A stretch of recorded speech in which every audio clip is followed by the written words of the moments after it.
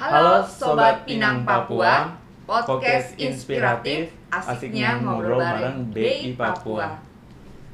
Jumpa lagi dengan saya Aktor Munwo. Saya Hartati Nenggolan. Podcast kali ini kita akan membahas tentang sistem pembayaran yang lagi yaitu BIFAS dan juga Kris. Sobat Pinang Papua, jika penasaran, ntar kita bakal membahas dengan narasumber yang super duper keren. Nah, di depan Sobat Pinang Papua sudah ada narasumber kita, yaitu Mas Viko. Halo Mas Viko. Halo. Apa kabar nih Mas Viko? Alhamdulillah baik.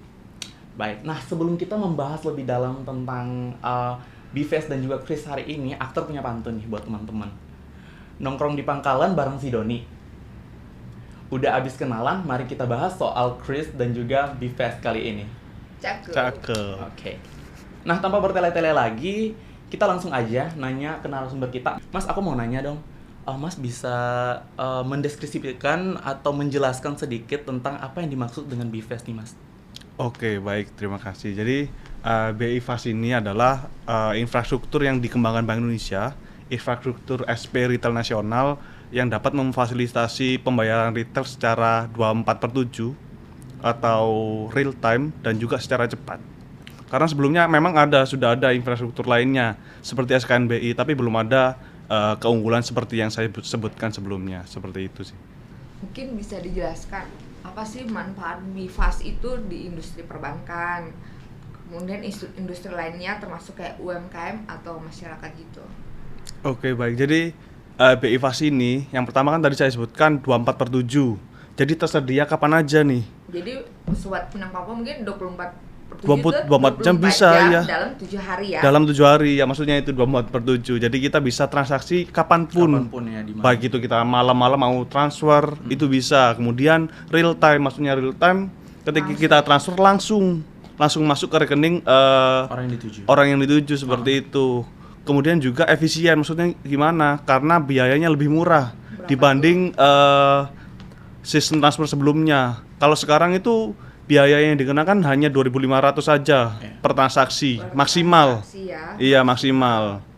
Dan kalau yang sebelumnya kan transfer online kan biayanya sekitar 6.500 tuh. Antar bank ya. Iya, antar bank. Nah, kemudahan itu yang bisa men-trigger pertumbuhan UMKM termasuk industri-industri lainnya, sehingga harapannya bisa mengembangkan ekonomi dan keuangan digital di Indonesia, seperti itu kurang lebih. Oke. Berapa maks transaksi di BIFAS dan batas nominal per transaksi BIFAS itu ada batas limitnya nggak sih, Mas? Oh iya, jadi kalau BIFAS sendiri untuk nominal transaksi maksimalnya itu sekali transaksi 250 juta. 250 juta. Iya, jadi cukup besar lah untuk UMKM melakukan sekali transaksi kan. Kalau dibandingkan yang lain, infrastruktur yang lain seperti yang lain itu seperti apa? SKNBI sebelumnya itu Bank Indonesia juga punya SKNBI dan RTGS. Kalau SKNBI itu memang besar 1 miliar. SKNBI. Iya, 1 miliar. Cuman memang kalau SKNBI ada limitasi terkait hanya bisa diproses di jam-jam tertentu saja. Misalnya, Mas. Misalnya dalam sehari itu diproses pada jam 12, pada jam 15 dan jam berapa yang udah ditentukan BI, ada batch-nya, iya. Jadi nggak bisa langsung masuk. Seperti itu. Kemudian SKNBI juga terbatas, hanya bisa di mobile banking dan counter. Sedangkan BIFAS ini itu bisa mobile banking, kemudian counter, dan kedepannya kita kembangkan lewat Kris dan juga ATM, termasuk uang elektronik. Jadi sedang kita godok untuk pengembangan BIFAS ini. Kemudian untuk biaya, Sobat Pinang Papua, jadi kayak misalnya Aktor punya dana atau link aja, jadi bisa Pak mentransfer itu menggunakan BIFAS ya. Iya, itu yang sedang kita mau kembangkan. Jadi sedangkan kalau SKNBI itu kalau pakai dana atau link aja nggak bisa. Iya. Harus pakai aplikasi mobile bankingnya perbankan tertentu. Iya, ataupun di counter atau kita ke teller gitu. Kalau SKNBI. Terus mempunyai plus minusnya juga ya. Kalau SKNBI dan juga BIFAS ini, kalau yang tadi SKNBI itu cuma batas nominalnya sampai berapa? 1 miliar. 1 miliar. Iya, 1 sedangkan miliar. BIFAS Iya. cuma sampai 250 juta. Iya. Real time. Iya. Jam sedangkan yang sedangkan SKNBI walaupun 1 miliar ada tapi dia punya ada batch-nya. Dan juga dia itu hanya bisa dilayani di jam kerja, tepatnya itu 6.30 sampai 16.30 WIB. Setelah itu baru bisa diproses esok harinya. Jadi ada limitasi seperti itu. Nah, Bank Indonesia melihat adanya pembatasan-pembatasan seperti itu, akhirnya mencanangkan BI Fast ini, sehingga harapannya bisa mendorong UMKM dan juga usaha-usaha lainnya agar bisa lebih berkembang skala bisnisnya, kurang lebih seperti itu. Kemudian untuk terkait kris, Iya. apa sih yang maksudnya kris itu? Nah, kris ini sebenarnya sudah sangat hype ya di Twitter, benar. jadi trending, kemudian di Instagram dan lain sebagainya. Jadi kris ini seperti yang teman-teman lihat, bisa dilihat ada kris dari Masjid Al-Azkar, dari HKBP Nomensen. Jadi merupakan QR Code nasional yang dikembangkan Bank Indonesia dan juga Asosiasi Sistem Pembayaran Indonesia untuk mengintegrasikan seluruh QR Code dari masing-masing PJSP atau bisa disebut itu penyedia jasa sistem pembayaran. Jadi latar belakangnya kurang lebih seperti ini. Dulu itu masing-masing bank itu punya QR Code sendiri, punya QR Code masing-masing. Jadi di toko Kayak itu GoPay sendiri. iya, BNI sendiri ya. OVO juga sendiri bisa. Iya, jadi dulu di toko itu harus menyediakan QR Code BNI, QR Code BRI, Agak banyak ribet ya, lah, kalau agak mau ribet. pindah-pindah toko dari yang satu ke yang satu mesti Iya. pakai beda aplikasi. Iya. Kan itu ribet buat toko, ribet juga buat kita. Kalau di tokonya nggak ada QR Code bank kita kan berarti kita nggak bisa transfer pakai QR Code kan. Bener, ribet juga yang mesti Iya. unduh aplikasi yang berbeda juga. Iya. Benar. Nah, melihat hal tersebut, Bank Indonesia ini kayaknya kurang efisien deh, dan juga banyak dampak negatifnya bagi pelaku usaha dan juga masyarakat. Akhirnya Bank Indonesia mengintegrasikan dalam satu QR Code yang disebut dengan kris ini. Jadi dengan satu kris bisa digunakan oleh seluruh bank dan juga mobile payment. Mobile payment itu contohnya kayak Dana, OVO, Link Aja, ShopeePay. Jadi seperti itu kurang lebih. Aku pengen nanya no Mas, kan seperti kita menggunakan ATM kan kayak ada batas-batas nominal yang dapat kita transaksi dalam sehari. Nah, untuk kris sendiri itu berapa nominal batas transaksi untuk kris ini, Mas? Oh, untuk kris sendiri memang awalnya kita limitnya 5 juta. 5 juta. Tapi baru-baru ini Bank Indonesia mengembangkan limitnya menjadi 10 juta. Jadi tujuannya ini agar para pelaku usaha bisa lebih leluasa lah untuk melakukan transaksi melalui kanal digital ini. Dan mungkin kedepannya kita juga akan kaji kembali kira-kira infrastruktur kita siap nggak sih kalau mau dinaikkan limitnya jadi 20 juta, 50 juta dan lain sebagainya. Karena apa? Karena kajian tentang infrastruktur ini juga agar memastikan bahwa pembayaran menggunakan kris bisa tetap aman sehingga bisa dipercaya oleh masyarakat untuk dijadikan sebagai kanal transaksi sehari-hari. Kurang lebih seperti itu. Jadi 10 juta itu 10 kayak juta. sudah cukup efisien juga Iya, ya tapi untuk berbelanja. Iya, jadi kalau teman-teman ada mau belanja tas contoh ya, 20 juta ya udah tinggal 2 kali transaksi. Transaksi pertama di-scan 10 juta, transaksi kedua di-scan sisanya 10 Tapi juta masih juga. bisa diproses di hari yang sama. Bisa. Oh, bisa ya. Iya. Dan free biaya ya. Free biaya, biaya. iya. Kalau dari sisi nasabah free biaya, kita nggak dikenakan biaya meskipun kita beda bank. Cuman kalau memang dari sisi pelaku usaha ada seperti itu. Asik ya, jadi merchantnya ya, Merchantnya ya. kena, Jadi iya. nggak terlalu ribet-ribet juga ngebawa uang banyak-banyak, cukup di scan Iya, aja, terus langsung udah transaksinya udah selesai. Langsung itu udah cemumuah. Cemumua, cepat, mudah, murah, aman dan Asik. handal. Keren Oke. kan?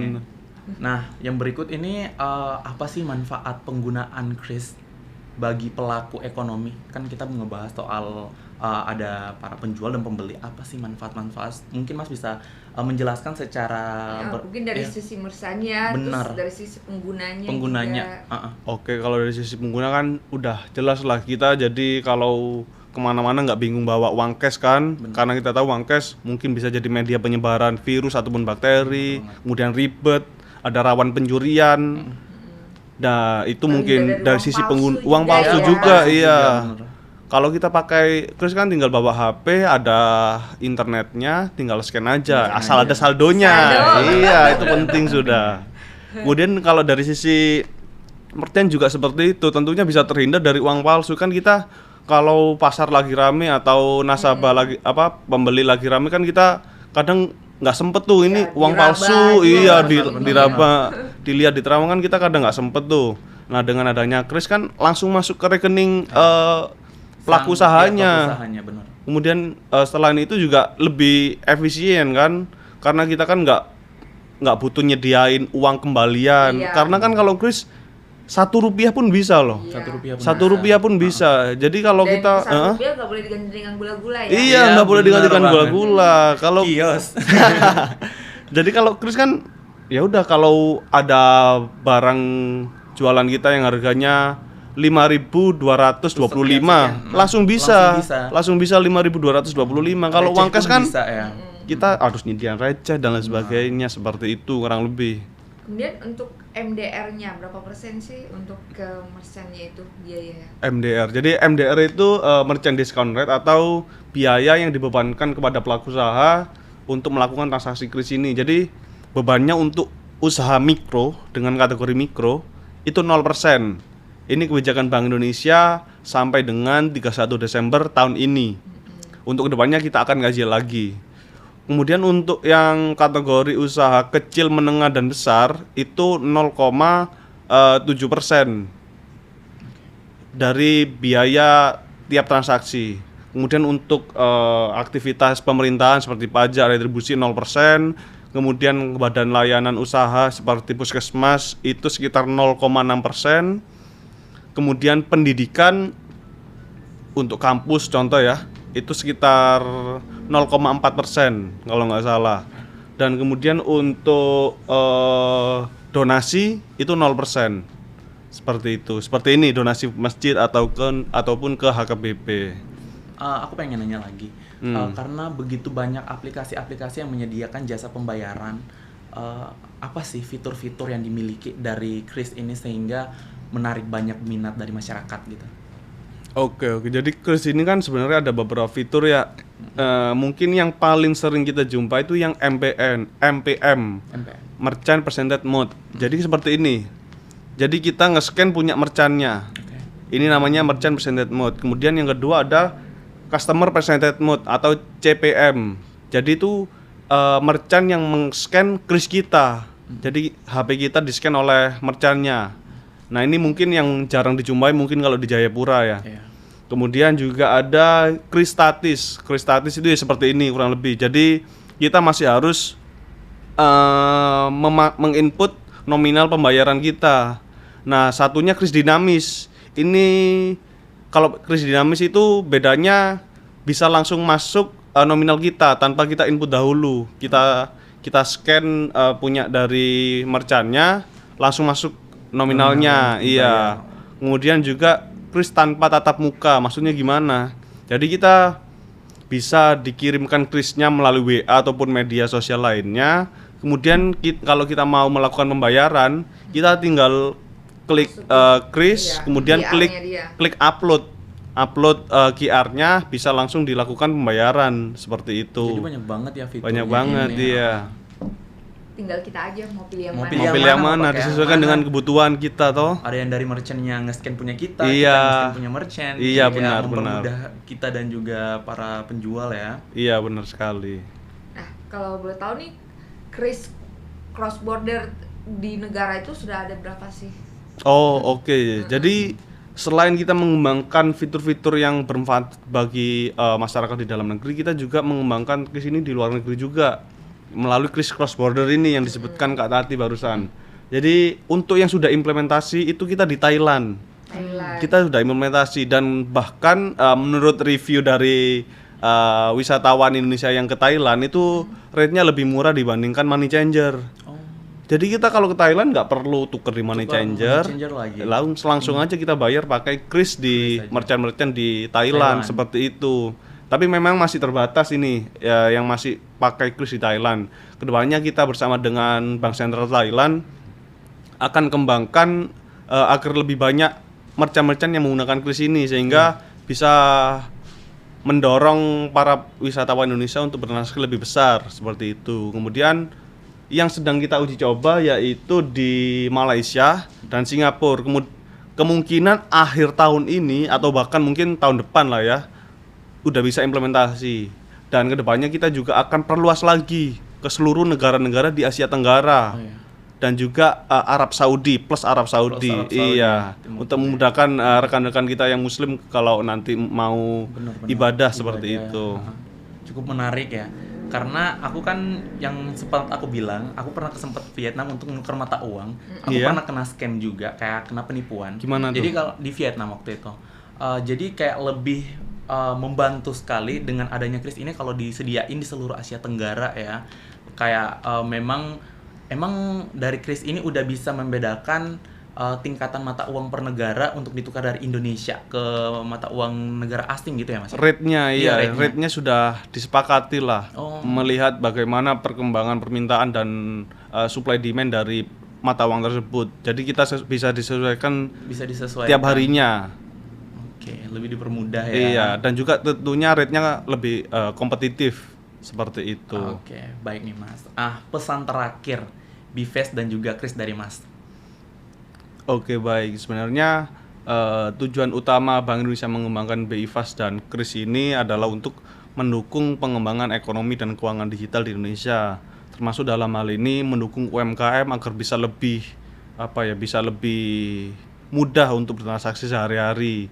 Sehingga harapan saya UMKM bisa dan juga pelaku usaha lainnya bisa memanfaatkan opsi ini untuk mengembangkan skala bisnisnya sehingga bisa sama-sama berkembang untuk mendorong pengembangan ekonomi di Provinsi Papua, kurang lebih seperti itu. Oke, jadi Mas aku pengen nanya nih soal gimana sih implementasi Kris ini di Papua, karena kan kita tahu sendiri bahwa minat masyarakat Papua tuh agak sedikit rendah, dan mungkin Mas bisa jelaskan sampai di mana tingkatan mungkin kalau ada datanya gitu ya, mungkin bisa ditunjukkan kepada Sobat Pinang Papua. Oke, jadi kalau di Papua sendiri memang masih kurang ya. Nah, Kalau kita lihat datanya, untuk jumlah merchant atau pelaku usaha yang menggunakan Kris per Juni kemarin itu sekitar 117.000. Juni tahun 2022. 2022. Itu 117.000 pelaku usaha yang menggunakan Kris. Kalau Juni tahun 2021 Juni ada 2021 nggak? Kita bandingkan. tentunya kurang dari itu ya. Kalau data pastinya berapa saya kurang tahu. Mungkin ya sekitar di bawah 100.000, di bawah 80.000 lah pasti. Karena memang kita tahun ini fokus untuk meningkatkan jumlah pengguna Kris ini. Itu yang tadi dari sisi merchant. Kemudian kalau dari sisi pengguna atau nasabah yang menggunakan Kris, kalau per Juni masih sekitar 51.000 pengguna. Pengguna ini maksudnya kita sebagai nasabah menggunakan mobile banking kita, kemudian scan Kris. Nah, ini yang sedang kita kembangkan. Bagaimana caranya seluruh masyarakat di Papua ini terinfo, mengetahui ya mau aplikasi Kris. Iya, Benar. bukan aplikasi Kris. bukan aplikasi ya. Menggunakan Kris di aplikasi mobile banking masing-masing. Oke. Seperti itu. Sehingga harapan kita paling enggak ada 100.000 masyarakat yang menggunakan Kris, sehingga kita bisa bersama-sama mendorong pengembangan ekonomi keuangan digital di Indonesia. Jadi teman-teman dan Bapak Ibu semua yang belum pakai Kris, jadi silakan di-download mobile banking atau mobile payment masing-masing. Kemudian dicoba kita scan Kris Rp1 saja, entah itu sebagai donasi ataupun mungkin kita mau beli barang dan lain sebagainya. Sehingga kita bisa tahu bagaimana sih asiknya pakai Kris seperti itu. Sekaligus menjadi salah satu bentuk partisipasi masyarakat ya dalam Iya. mendukung aplikasi Indonesia ini. Iya, Sangat membantu benar. sekali. Mungkin kiat-kiat apa yang akan dilakukan oleh teman-teman sistem pembayaran untuk biar masyarakat Papua bisa ini mendorong minat masyarakat untuk iya. menggunakan Kris ini. Tapi lumayan ya, 100.700. Iya ya, 100.071 itu tuh 100. udah banyak banget. Mm. Jadi apa sih yang mau dikembangkan oleh BI untuk lebih Padahal Sobat Pinang Papua nggak repot-repot lagi bawa uang tunai. Bener banget. Setiap transaksi dibebaskan dari biaya biaya administrasi, administrasinya. bener. Iya, Nah, baik. ini mungkin gimana nih, kasih tips-tips lah. Jadi untuk meningkatkan akseptansi atau penggunaan Kris di Papua ini, mulai awal tahun kita sudah banyak kegiatan yang kita lakukan seperti Ghost to Campus. Kita masuk ke kampus-kampus untuk mengenalkan ke mahasiswa, karena mahasiswa ini yang menjadi agen utama di masyarakat lah untuk mencerdaskan masyarakat sekitarnya tentang penggunaan teknologi terkini, termasuk Kris. Kita udah ke Uncen, kemudian kita udah ke Ya, UUG, ya. iya, ke kantin dan juga ke mahasiswanya. Seperti itu. Kemudian kita juga sudah ke pasar-pasar. Jadi kita udah pasar tradisional. Jadi kris ini bukan hanya di pasar modern seperti Hypermart, Saga dan lain sebagainya, tapi kita juga sosialisasikan di pasar-pasar. Kalau di Papua ada 5 pasar. Apa aja itu, Mas? Yang pertama itu ada Pasar Hamadi di Jayapura, Pasar Yotefa Bepura, Pasar Para Sentani, Pasar Faidoma Darfur di Biak, dan Pasar Inpres di Dok 9. Kita sosialisasikan kepada pedagang-pedagang agar bisa menggunakan kris ini sebagai salah satu opsi pembayaran. Termasuk kita juga melakukan sosialisasi kepada pembeli di pasar masing-masing tadi itu. Iya, jadi pace-mace nggak usah bawa uang duit kan. Iya, kan udah kotor pegang toh. belanjaan. Iya, nggak lagi, ribet ya. Iya, kembaliannya ya kan. Tinggal bawa HP doang. Iya. Modal tinggal scan. Klik. Iya, bebas ini lagi biaya administrasinya. administrasinya Iya, ya. enak banget. Iya, kemudian Terhindar dari uang palsu. Iya, benar. kemudian kita juga terus berkoordinasi dengan perbankan untuk bagaimana caranya memboost penggunaan kris ini di Papua. Contohnya menggunakan promo dari bank-bank tertentu. Jadi scan kris ada cashback. Kemudian kita juga bekerja sama dengan dinas-dinas di Provinsi Papua agar para ASN atau PNS ini terinformasi bagaimana sih keunggulan menggunakan kris, sehingga harapannya bisa mengajak Iya juga kita juga Kota Jayapura itu juga sudah menerapkan kris untuk pembayaran pajak dan retribusinya. Kurang lebih seperti itu. Ini yang sedang kita dorong. Termasuk parkir, kalau teman-teman tahu ya, parkir di Saga Bepura kalau nggak salah. Itu ada barcode-nya. QR code-nya udah dikalungin sama tukang parkirnya. Kita nggak perlu bawa uang 2.000, tinggal scan aja seperti itu. Itu berkontribusi ke retribusi parkir. Jadi tukang parkirnya nggak perlu tiap akhir hari ngitung duit, bener. Iya. Terus kita mau kas keluar motor nggak perlu cari-cari uang lagi, uang receh, bener banget, nggak repot ya. Kayak banyak banget benefit yang bisa didapatkan dari kris ini. Ya. Gitu. Iya benar, seperti itu. Demikian berakhir sudah podcast kita pada kali ini. Saya ucapkan terima kasih buat narasumber kita, Mas Viko. Makasih ya Mas Viko ya. Siap, sama-sama. Udah hadir bareng kita di ruang podcast kali ini. Nah, untuk penutupan kali ini aku mau kasih satu pantun buat Sobat Pinang Papua. Bener banget. Nah, lomba racing ke Kota Biak. Asik. Nggak ada penguin, adanya cendrawasih. Cakep. Udah sharing bareng kakak-kakak yang baik. Aku pengen ngucapin terima kasih. Oke. Terima kasih juga Kak Tati, Kak Ater. Ya. Untuk Sobat Pinang Papua, nantikan episode podcast selanjutnya dengan tema yang menarik juga tentunya. Jangan lupa untuk follow setiap akun sosial media Bank Indonesia Papua. Saya Ater Munwo. Saya Tati Nenggolan. Kami Kami ucapkan terima kasih. Bye-bye.